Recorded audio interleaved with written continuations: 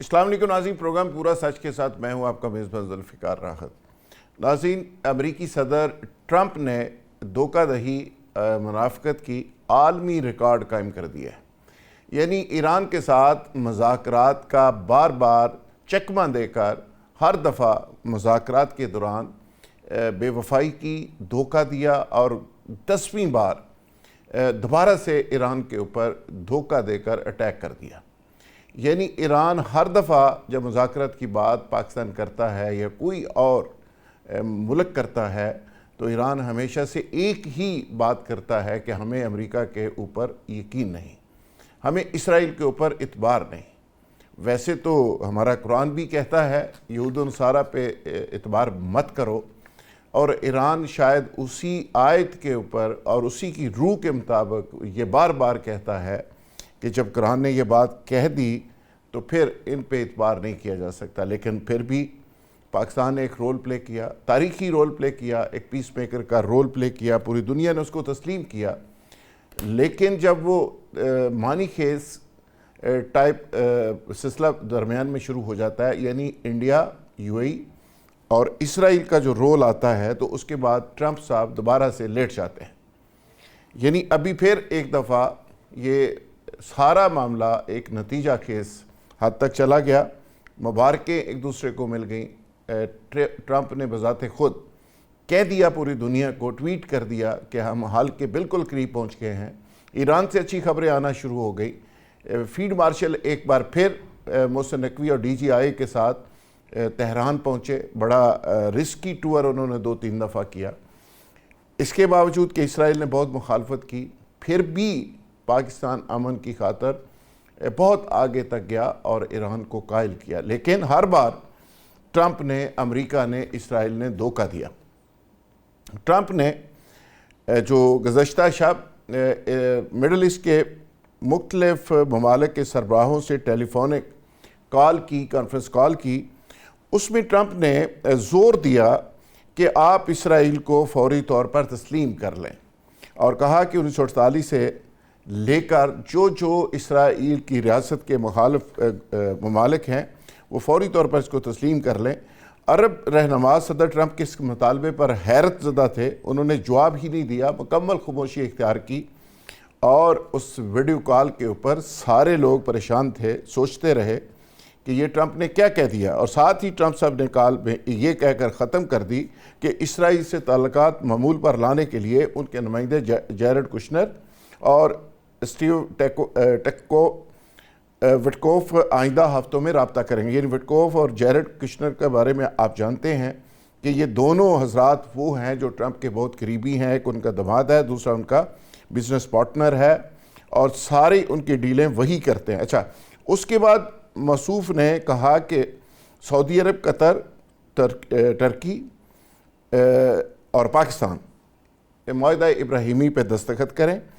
یہ تمام جو ڈیولپمنٹ ہوئی یہاں تک تو ٹھیک ہے، لیکن رات ایک بار پھر امریکہ نے ایران کے اوپر اٹیک کر دیا، اور اس کو پینٹاگون نے کنفرم بھی کر دیا، ایران نے جواب بھی دیا۔ یہ ساری صورتحال ایک بار پھر جنگ کی طرف چلی گئی۔ ہم پہلے سے یہ کہہ رہے تھے کہ کیا اسرائیل اس سارے معاملے کو اتنی آسانی سے جانے دے گا؟ 40 سال تک ان کو ایک بیوقوف صدر ڈھونڈنے میں لگ گئی، پھر ایپسٹین فائلز، پھر بہت ساری چیزیں اور بہت سارا دباؤ اور پریشر اور لابنگ کرنے کے بعد ٹرمپ کو انہوں نے ریڈی کیا، تیار کیا، اور ٹرمپ میدان میں آیا۔ تو اب اتنی آسانی کے ساتھ ٹرمپ کو کیا واپس جانے دیں گے؟ یہی $1 ملین کویسچن ہے کہ کیا صلح اس میں ہو سکتی ہے؟ کیا ایران ان کو سپیس دے گا، امریکہ دے گا، نہیں دے گا؟ میرے ساتھ آج جو پینل موجود ہے، ڈاکٹر نوید علائی، سابق جوائنٹ ڈائریکٹر ہیں، DGI آئی بھی رہے ہیں، اور بریگیڈیئر ریٹائرڈ فاروق حمید صاحب، معروف دفاعی تجزیہ کار ہیں۔ آصف باجوہ صاحب ہمیں جوائن کریں گے، مسلم لیگ نون کے سینئر رہنما ہیں۔ قادر خان مندوخیل پیپلز پارٹی سے تعلق ہے، سینئر رہنما ہیں، وہ بھی ہمیں جوائن کیے ہوئے ہیں۔ بریگیڈیئر فاروق حمید صاحب، آپ سے پروگرام کا آغاز کرتے ہوئے، بریگیڈیئر صاحب یہ کیا اب اس پہ بات کریں؟ آپ بھی پروگرام سے پہلے کانوں کو ہاتھ لگا رہے تھے کہ ٹرمپ نے تو اخیر کر دی، 10ویں بار دھوکہ دیا، تو ایران کیا کرے؟ ایران تو بار بار کہتا ہے کہ جی ہم اس پہ اعتبار نہیں کر سکتے۔ بسم اللہ الرحمن الرحیم، بہت شکریہ ذوالفقار بھائی، میں سمجھتا ہوں کہ ٹرمپ جو ہے وہ اپنے اصلی کلرز میں سامنے آ گیا ہے.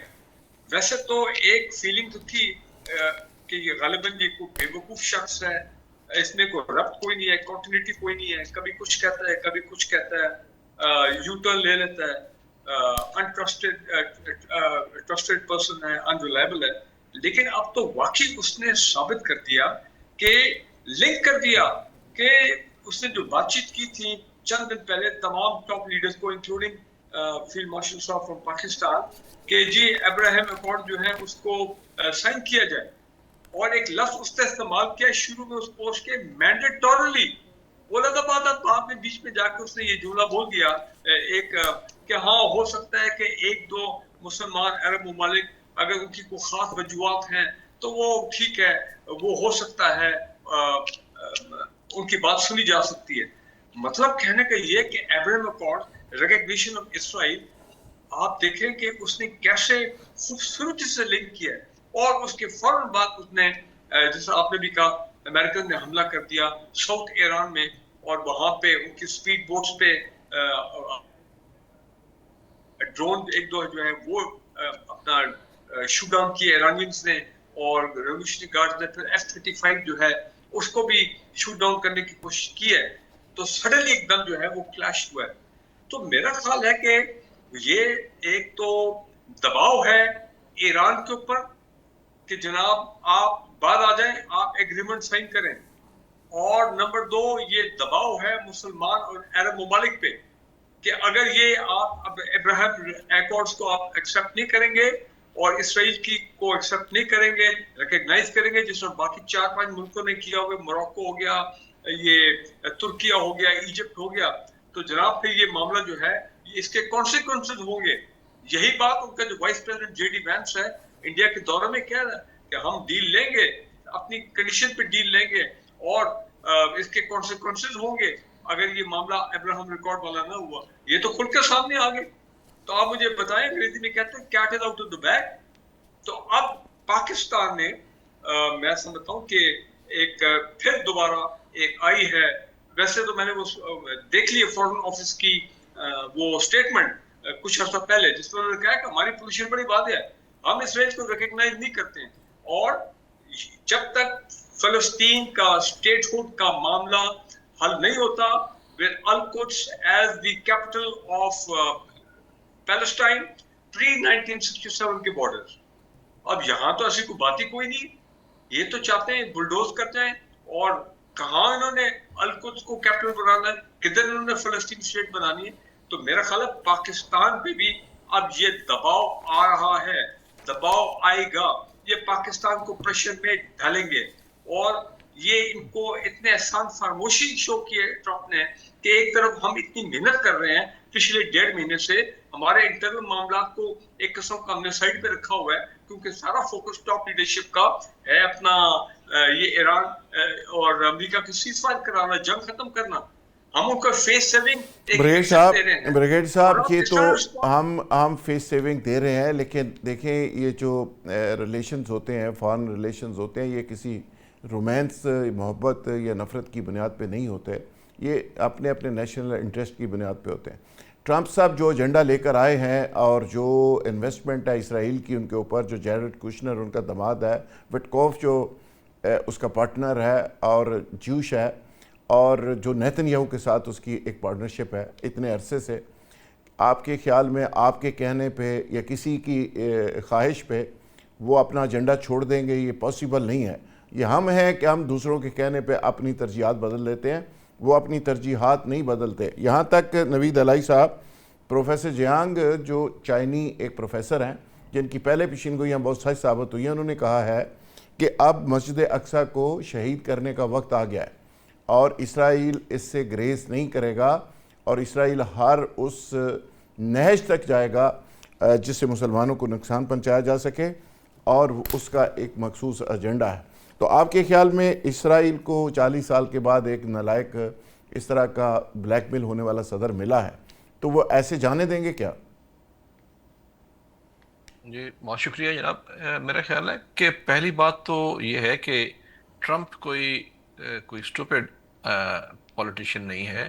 ہی از ویری شروڈ, وہ ایکٹ کرتا ہے کہ جیسے as if he's a made man اور اس سے بچیں اور یہ کچھ بھی کر سکتا ہے. یہ اس کا طریقہ واردات ہے، جیسے پاگل ہاتھ میں اینٹ اٹھا کے پھرتا ہے. دوسری بات یہ ہے کہ یہ کنٹینیوٹی آف پالیسیز ہے امریکن پالیسی اور اسرائیلی پالیسی کی، اس میں کوئی چینج نہیں ہے، صرف اس کا طریقہ واردات سمجھ لیں، ماڈس آپرینڈی سمجھ لیں، اس میں تبدیلی کر کے وہاں اس ہدف تک پہنچنے کی کوشش کرتے ہیں. آپ یہ دیکھیے کہ جو پچھلے دور میں انہوں نے ابراہم ایکارڈ شروع کیا، جس کو جیریڈ کوشنر جس کو لیڈ کر رہے تھے، جو ان کے داماد بھی ہیں، اور جو ان کے فائنینشیل انٹرسٹ ہے وہاں پہ اس کو بھی وہ واچ کرتے ہیں اور اسی کو آگے لے کے بھی چلتا ہے. وہ پریزیڈنٹ ٹرمپ 3-4 پرونگڈ پالیسی پہ چلتے ہیں، جس میں سب سے زیادہ اس کا اپنا پرسنل فائنینشیل ایجنڈا ہوتا ہے، ساتھ ساتھ اس کو بھی آپ دیکھیے کسی اور جگہ پہ ہو تو بڑا میسو کانفلکٹ آف انٹرسٹ ہے کہ پریزیڈنٹ اپنے کاروباری جو مقاصد ہیں وہ پورا کر رہا ہو. جیسے اس نے یہاں پہ کہا کہ غازہ پہ ہم یہاں پہ بنا دیں گے، رویرا بنا دیں گے اور ریزارٹس یہاں پہ بنا دیں گے. بہت ریزورٹ بنیں گے. تو میرا خیال ہے کہ یہ ابراہم ایکارڈ والا جو انہوں نے بیچ میں شامل کرنے کی کوشش کی ہے، اس پہ کوئی بھی ملک نہیں مانے گا، مسلم ملک اس معاملے پہ. سعودی عربیہ نے تو بڑے واضح طور پہ کہہ دیا کہ جب تک آپ فلسطین کا مسئلہ حل نہیں کریں گے تو اس پہ پیش رفت نہیں ہو سکتی. پاکستان کا بھی سٹانس ہمیشہ سے یہی ہے، پیلسٹینینز کے لیے ہے. یہ بات ٹھیک ہے کہ 2-4 دفعہ اٹیمپٹس ہوئی پچھلے ادوار میں، لیکن اب تو بالکل ہی سوال پیدا نہیں ہوتا جب سے یہاں پہ بروٹیلٹیز کی گئی ہیں غزہ میں اسرائیل کی طرف سے، جس طرح کا اس نے رویہ وہاں پہ اختیار کیا ہے. تو میرا خیال ہے کہ اگر یہ اتنی خبریں آنے کے بعد کہ معاہدے کے قریب پہنچ چکے ہیں، ایون پرائم منسٹر پاکستان کے پرائم منسٹر نے کہا کہ سیکنڈ جو اس کا ہے اسٹینٹ وہ شروع ہوگا اسلام آباد میں بہت جلد، اور مارکو روبیو نے بھی کہا کہ اچھی خبر آنے والی ہے، سب نے کہا. اس کے بعد یہ اس میں یہ شامل کرنا، میرا خیال ہے کہ کوشش یہ ہے کہ اس موقع پہ اسٹریٹجی کے تحت ہی کہ جب سب چیز لگ رہا ہے کہ اٹس گوئنگ ٹو بی ہنکی ڈوری، تو ایک دم اس کو بھی بیچ میں شامل کر لیا جائے. کچھ مان جائیں گے، کچھ نہیں مانیں گے، 6 میں سے 3 بھی مان جائیں تو اٹس اے سکسیس. میرا نہیں خیال کہ اس موقع پہ کوئی بھی مانے گا، اور جو بھی معاہدہ کرنا پڑے گا ایران کے ساتھ اس کے بغیر کرنا پڑے گا، اور بہت حد تک ایران کی ٹرمز پہ کرنا پڑے گا. یہ جو بھی چھوٹی موٹی اسکرمش ہے اس کو ایران برداشت کر لے گا. امریکہ شاید اس موقع پہ یہ ٹرمپ خاص طور پہ، امریکہ نہیں کہنا اوکے. چاہیے، ٹرمپ برداشت نہیں کر سکے گا، کیونکہ وہاں پہ ایک ڈیموکریٹک آرڈر تو ہے، ان کے اوپر ایک ووٹر پریشر آئے گا، نومبر میں ان کو فیس کرنا پڑے گا یہ تمام چیزیں. اس لیے وہ اس سے پہلے ہر قسم کے وہ پہلو بدل رہے ہیں کہ کچھ میکسیمم ایکسٹریکٹ کر لیا جائے، جو ان کی اپنی کتاب ہے آرٹ آف دا ڈیل کے تحت جو انہوں نے اپنی اسٹریٹجی بنائی ہوئی ہے کہ کیسے دھمکا کے بہلا کے پھسلا کے آپ ٹھیک، ڈیل کرتے ہیں. میکسیمم گین کیا جائے جو ہو سکتا ہے. وہی کرنے کی کوشش کر رہے ہیں وہ یہاں پہ. جو سچویشن اس وقت چل رہی ہے کہ ٹرمپ صاحب کبھی ایگریمنٹ پہ آ جاتے ہیں، کبھی اٹیک کر دیتے ہیں، کبھی پھر اسرائیل کو تسلیم کرنے کی باتیں کر دیتے ہیں، تو اس کے پیچھے کہانی ایک یہ بھی ہے کہ وہ تھوڑا سا جنگ میں وقفہ چاہ رہے ہیں. ایک بجٹ آگے آ رہا ہے ان کا، دوسرا فیفا کا ایک ایونٹ ہے فٹ بال کا، اور تیسرا مڈ ٹرم الیکشن ہے. تو وہ تھوڑا سا چاہ رہے ہیں شاید کہ وہ تھوڑا سا کر کے، لیکن وہ واپس آئیں گے، اس جنگ کو آگے کنٹینیو کریں گے، اس کو روکیں گے نہیں، چونکہ اسرائیل کے ساتھ جو ان کی کمٹمنٹ ہے، یہ اسرائیل کا ایجنڈا ہے، ٹرمپ اس کو چھوڑ کے نہیں جائے گا. دیکھیے بالکل جو باتیں آپ نے کی یہ بالکل درست ہیں، میں ان سے اتفاق کرتا ہوں. اور ایک بات جو نوید علیہ صاحب نے کی کہ لوگ یہ کہتے ہیں، سمجھتے ہیں کہ یہ کوئی میڈ آدمی ہے، پاگل ہے، اسی طریقے سے میں نے اس سے پہلے بھی شاید آپ کے پروگرام میں یہ عرض کیا کہ ڈونلڈ ٹرمپ جو ہے وہ اتنا پاگل نہیں ہے جتنا وہ بنتا ہے، نظر آتا ہے. ایسی نہیں ہے، یہ باقاعدہ وہاں پہ ایک تھنک ٹینک ہے اور ہر چیز ان کی سکرپٹڈ ہوتی ہے. یو ایس اے کا پریزیڈنٹ ہے، وہ دنیا کی سپر پاور ہے، اور اس بات کا ادراک اس کو ہے کہ میں کیا ہوں اور مجھے کیا کرنا ہے. اور ان کے آنے والے الیکشن ہو یا فیفا کا ورلڈ کپ ہو یا آبنہ ہرمز ہو یا فلسطین کا اسرائیل کا معاملہ ہو یا مسجد اقصی ہو، ہر چیز ان کے سامنے ہے. اور وہ پہلے لوگوں کو ٹیسٹر لگاتے ہیں، ٹیسٹر لگا کے لوگوں کو دیکھتے ہیں، نبض چیک کرتے ہیں کہ کون کہاں پہ کیا کہتا ہے. اور میں آپ کو یہ بات بڑے وثوق سے کہتا ہوں کہ میرا نہیں خیال کہ دنیا کا کوئی بھی مسلم ملک جو ہے وہ معاہدہ ابراہیمی کے متعلق اس کے ساتھ چلے گا. یہ پاسبل نہیں ہے, یہ ناممکنات میں سے ہے, اور اس چیز کو سب سے پہلے پاکستان ہی لیڈ کرے گا. پاکستان بالکل کلیئرٹی کے ساتھ ان سے کہے گا کہ ہم اس کے اوپر بالکل آپ کی بات سننے سے گریزاں ہیں, ہم بالکل آپ کی بات نہیں مانیں گے, اور اس کے بعد سعودی عرب اور دیگر جو مسلم ممالک ہیں وہ ہمیں فالو کریں گے, اور انشاءاللہ صدر ٹرمپ کو مجبور کریں گے کہ وہ معاہدہ ابراہیمی کی بات نہ کرے. دوسری بات, میں اس بات سے بالکل اتفاق کرتا ہوں کہ ٹرمپ جو ہے وہ اپنے آنے والے الیکشن بھی اس کے سامنے ہے, لیکن یہ بات بھی درست ہے کہ وہ جنگ بھی نہیں چاہتا. وہ یہ چاہتا ہے کہ اب دنیا میں امن آ جانا چاہیے, لیکن اس کے ساتھ ساتھ اس کی حق الوسع کوشش یہی ہے کہ وہ اسرائیل کے سامنے اس کی بات منوائے, لیکن اس میں وہ یقینی طور پہ ناکامیاب ہوگا, فیل ہوگا اس پلان میں. اور پوری دنیا نے, آپ نے, میں نے, سب نے دیکھا کہ یہ سوچ بھی نہیں کر سکتا تھا کہ جتنا سٹینڈ ایک کمزور ملک نے لیا, جتنا انہوں نے اپنے آپ کو ثابت کیا کہ وہ کھڑے رہنے والی قوم ہے, اور ایک ہسٹری ہے ان کی 4.5 سال پرانی, انہوں نے ثابت کیا ہے کہ وہ ایران جو ہے وہ اپنی قوم کی وشز کے مطابق فیصلہ کرے گا. ان کی جو گورنمنٹ ہے, ان کے جو لیڈرشپ ہے, وہ بالکل ہم عام ممالک کی طرح نہیں ہے کہ وہ مفادات کے سامنے لیٹ جائیں اور اپنے ملک کے دفاع کو چھوڑ دیں. حالانکہ وہ یہ بات سمجھتے ہیں کہ میں بھی یہ سمجھتا ہوں, آپ بھی یہ سمجھتے ہیں کہ آج بھی دنیا میں ایک ہی قانون رائج ہے جس کا نام ہے مائٹ از رائٹ. اوکے, یہ بات آپ کو ماننا پڑے گی. جی بالکل ٹھیک ہے, مائٹ از رائٹ کا بالکل ٹھیک ہے. اب باجو صاحب ڈیپینڈ کرتا ہے کہ ہماری گورنمنٹ اس پہ کتنا سٹینڈ لیتی ہے. بیان تو ہم نے دے دیا, آگے جو امریکن رومانس ہے اس سے ہم نکلنے کی کوشش کرتے ہیں یا نہیں کرتے. ہم تو 15 روپے لیٹر والا تیل چھوڑ کے ہم 400 روپے والا آئل بھی امریکہ سے خریدنا شروع ہو گئے ہیں. امریکن رومانس جو ہے ہماری جان ہی نہیں چھوڑ رہا. تو کتنا کو امریکہ کے سامنے ہم کھڑا ہو سکیں گے فیوچر کے اندر, اور اس پریشر کو کیسے فیس کر سکیں گے, یہ وقت ثابت کرے گا. ناظرین یہاں لیں گے ایک بریک, اور بریک سے واپس آئیں گے تو ایشو کو کنٹینیو کریں گے. Stay with us. Welcome back ناظرین, وہی سے سلسلہ جوڑتے ہیں جہاں پہ ختم کیا تھا. قادر خان مندوخیل صاحب, میں نے نوید بھائی سے یہ سوال کیا تھا, وہ غالباً اس کو اوور لک کر گئے. چینی پروفیسر ہیں جیان, وہ کہتے ہیں کہ مسجد اقصیٰ کو شہید کرنے کا اسرائیل پلان بنا رہا ہے, اور اس کا معاملہ سارا ایران کے اوپر ڈالے گا. یہ معاملہ یہاں ختم نہیں ہوگا, ابھی چیزیں اور آگے چلیں گی. اگر اسرائیل آگے لے کے چیزیں جائے گا تو ٹرمپ پیچھے کیسے ہٹ سکتا ہے. ٹرمپ کو تو وہ کہتے ہیں کہ جی ٹرمپ کی جان ہماری مٹھی میں ہے, امریکن گورنمنٹ ہماری وجہ سے قائم ہے. اور نیتن یاہو کہتے ہیں کہ جی امریکی ہمیں روزانہ کی بنیاد پہ بریف کرتے ہیں کہ انہوں نے کرنا کیا ہے. جی مندوخیل صاحب. دیکھیے, پہلی بات تو یہ کہ یہ تو پورے دنیا کے اوپر یہ بات آیا تھی کہ ٹرمپ کا جو ہے نہ آگے کا پتہ نہ پیچھے کا پتہ, کہ وہ ریورس جائے گا آگے جائے گا, وہ تو ایک دنیا کو پتہ ہے. تو اس سے ہمیں پریشانی ہونا چاہیے کہ ٹرمپ نے اچانک بیان کیوں بدل لیا. لیکن سوال یہ ہے, بالکل آپ نے درست فرمایا کہ 15 روپے لیٹر پیٹرول چھوڑ کے 400 روپے خریدنے پہ ہم مجبور. آخر ہماری ایسی کون سی مجبوری ہے؟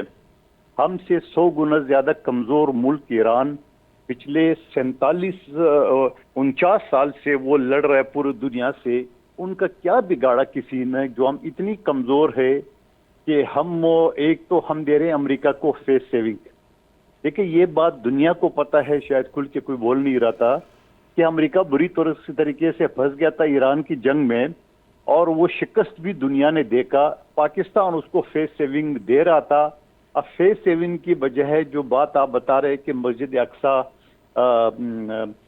شہید کرنے کا یا کوئی اور حرکت کرنے کا, لیکن یہ چیز دنیا کو پتہ ہونا چاہیے کہ ایران اکیلا آپ کے ساتھ ایک 50 سال لڑا تھا. اگر ایٹمی ملک پاکستان اس کے ساتھ ہو جائے, پھر تیرے کیا بنے گا کالیا. سوال تو میں یہ کر رہا ہوں, وہ ایک ڈائلاگ ہے نا, تیرے کیا بنے گا کالیا. پھر تیرے کیا بنے گا کالے, تیرے ارمز مرمز جو ہے نا, یہ تمہارا اسرائیل کو تو چبا دیں گے پاکستان.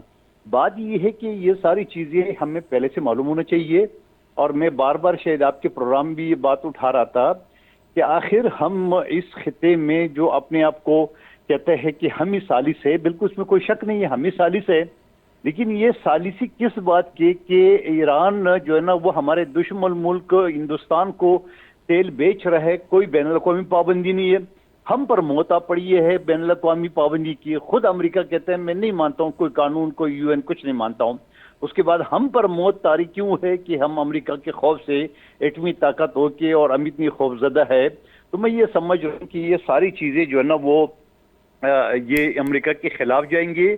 یہ امریکہ جو یہ ڈرامہ بازی کر رہا ہے کہ اسرائیل کو تسلیم کر لو اور یہ ہو جائے گا وہ ہو جائے گا، کوئی چیز نہیں ہوگا، نہ تسلیم ہوگا اور نہ کوئی پاکستانی مانے گا اس کو. یہ بھی سب کو پتہ ہے کہ کوئی پاکستانی اس کو ماننے کو تیار نہیں ہے. آپ نے دیکھا ہے کہ ابھی چند دن پہلے جب ایک لشکر نکلا تھا بلوچستان سے ایک لڑکی کو آزاد کرانے کے لیے، تو کیا خیال ہے کہ یہ لشکر جو ہے نا وہ ایران کے ساتھ رہ کے وہ نہیں ہو سکتا ہے؟ یہ تو امریکہ کو اور دنیا کو پتہ ہونا چاہیے کہ پاکستانی کیا کر سکتا ہے اور کس طرح جو ہے نا وہ ایک جنگجو جو ہے نا وہ ملک ہے. ہم نے بھی 40 سال جنگ میں گزارے، 1979 سے لے کے آج تک ہم کبھی سکون سے تو رہے نہیں. ہم تو ہر وقت جنگ دے رہے، چاہے افغانستان کی جنگ میں، چاہے ہندوستان کی جنگ میں، چاہے دہشت گردی سے لڑنے کا، ہم نے تو ساری چیز دیکھی ہوئی ہے. تو میں یہ سمجھ رہا ہوں کہ تھوڑا سا بھی حکومت کو جو ہے نا وہ دل بڑا کرنا چاہیے، تھوڑا سا ہمت کرنا چاہیے. یہ امریکہ کچھ بھی نہیں ہے، خدا کی قسم بتا رہا ہوں، میں دوبارہ کہہ رہا ہوں کہ جب ایک ایران ہم سے 3 گنا چھوٹا جو ہے نا ملک بغیر ایٹمی طاقت کے وہ دنیا سے مقابلہ کر سکتا ہے، تو میں یہ سمجھ رہا ہوں کہ میں پہلے بھی کہہ چکا ہوں، آج بھی کہہ رہا ہوں، اگر مسجد اقصی کے اوپر خدا نخواستہ کوئی اسرائیلیاں اٹیک کیے تو یہ جو ہم نے مولی پالی ہوئی ہے ایٹم بم جس کا نام، میں اس کو سب سے پہلے اسرائیل کے اوپر مارنا چاہیے تاکہ نیست نابود تو، اور پورا اسلامی دنیا جو ہے نا وہ دعائیں کریں گے پاکستان کا. باڑ میں جائے امریکہ، باڑ میں جائے باقی دنیا. جب امریکہ ایٹم بم جاپان کے اوپر پھینک سکتے ہیں تو ہم اس امریکہ کے پالے ہوئے کتے کے اوپر کیوں ہم ایٹم بم نہیں پھینک سکتے ہیں؟ تو میں یہ سمجھ رہا ہوں کہ پاکستان کو سب سے پہلے جو ہے نا وہ جھٹکا دینا چاہیے اس بغل بچے کو، تاکہ امریکہ کو بھی یہ سبق حاصل ہو کہ ہم خاموشی سے بیٹھنے والے نہیں ہیں. آپ کی وجہ سے ہمارے 80,000 سے زیادہ جو ہے نا وہ ہمارے فورسز کی، ہمارے عوام جو ہے نا آپ کی جنگ کی وجہ سے شہید ہو چکا ہے. افغانستان میں آپ کا ساتھ دیتے دیتے آج اسرائیل کے ساتھ دیتے تھے، اور پھر یہ کہتے ہیں ابراہیم اکارڈ بھی سائن کرو، اور سب سے پہلے نام لیے 3 ملکوں کا، سعودی عرب، پاکستان اور قطر کا. قطر کا تو میں پہلے دن اس خراب ہوں، جو خلاف ہوں. تو یہ اس کو آپ اسلامی ملک کہو نہیں ہے جو اپنی عورتیں ننگی سر ٹرمپ کے سامنے نچوا سکتا ہے. ایسے بےغیرت کو تو میں کبھی اسلام کہوں گا نہیں، نہ مسلمان ملک کہوں گا. یہ تو اسرائیل سے بھی بدتر رہے. لیکن یہ ہے کہ امریکہ کے گھٹنوں میں بیٹھے ہوئے ہیں. اور میں آپ کو یہ بھی بتا دوں کہ یہ جو ابھی ابراہیم اکارڈ ہے یہ سعودی عرب بھی مانے گا، یہی تو پہلے سے اس کی گود میں بیٹھا ہوا ہے، قطر بھی مانے گا. لیکن پاکستان نے اگر مانا، میں یہ کہوں گا کہ پاکستان میں یہ پھر جو عوامی ایک ریزسٹنس ہے، مزاحمت ہے، یہ شاید ہماری حکومت پر برداشت نہیں کر سکیں. قادر خان مدوخیل صاحب، بات آپ کی صحیح ہے، ہمارے بھی یہی جذبات ہیں.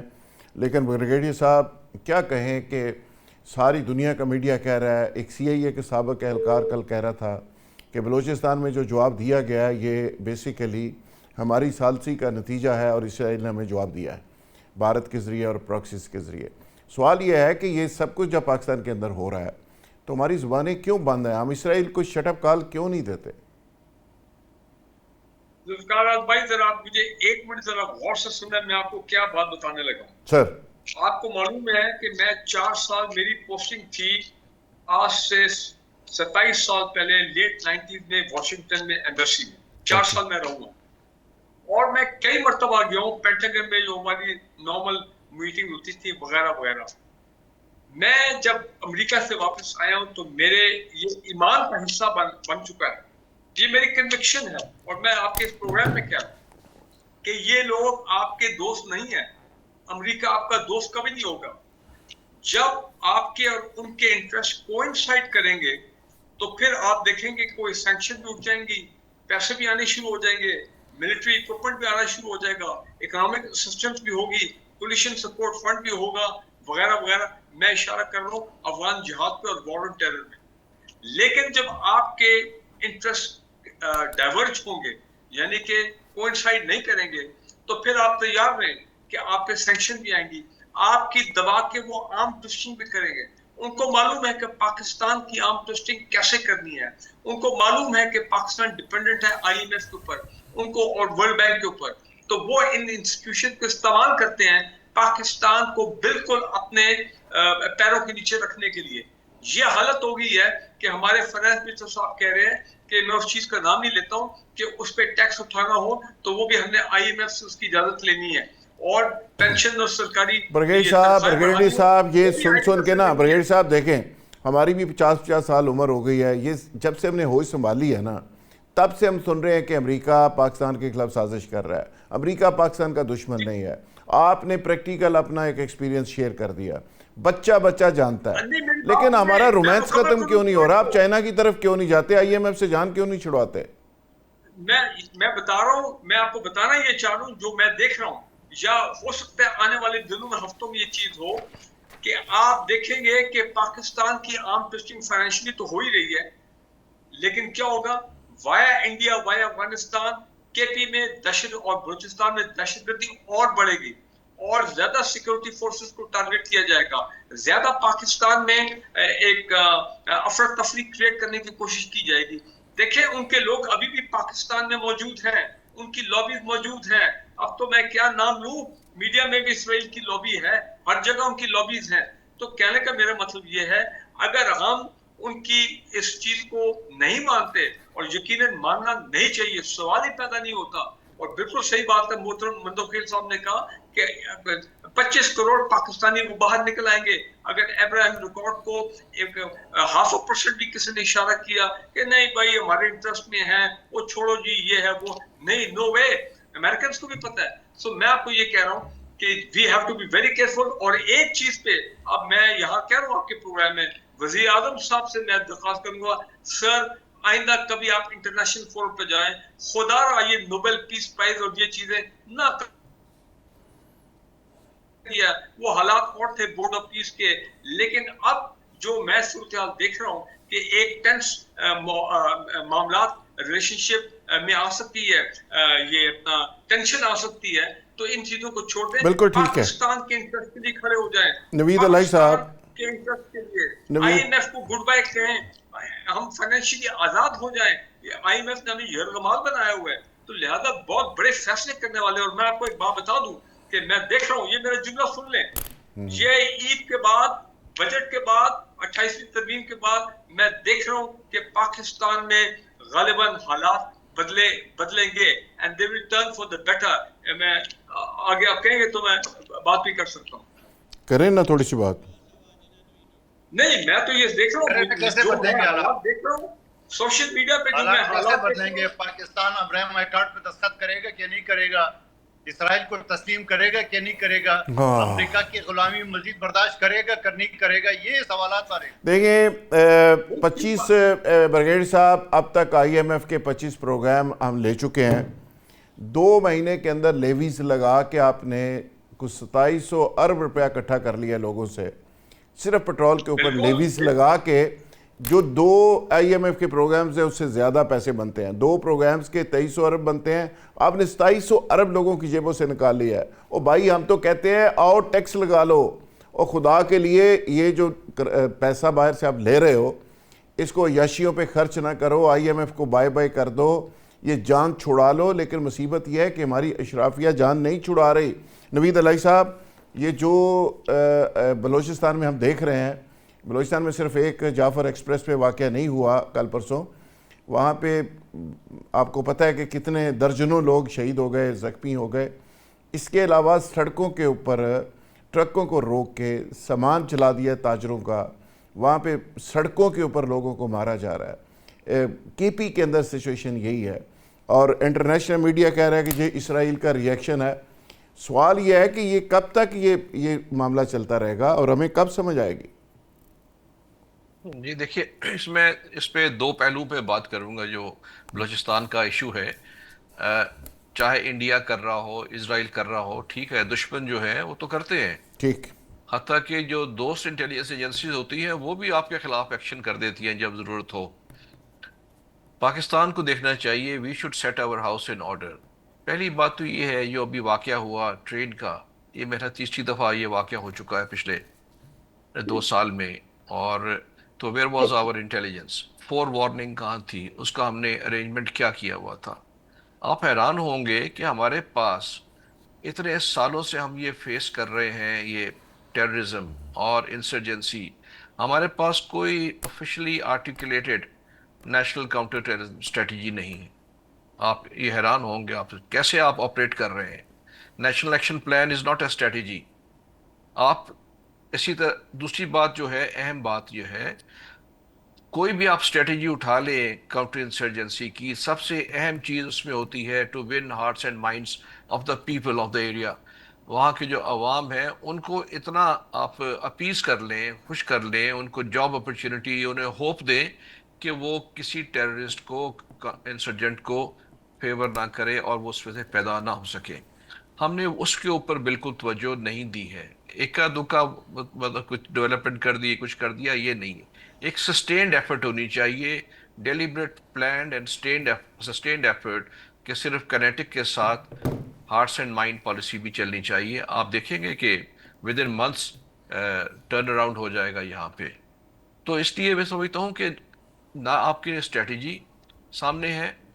میں بطور پولیس میں بھی اور انٹیلیجنس میں بھی میں ہمیشہ کوشچن کرتا رہا ہوں کہ ویئر از دا اسٹریٹجی.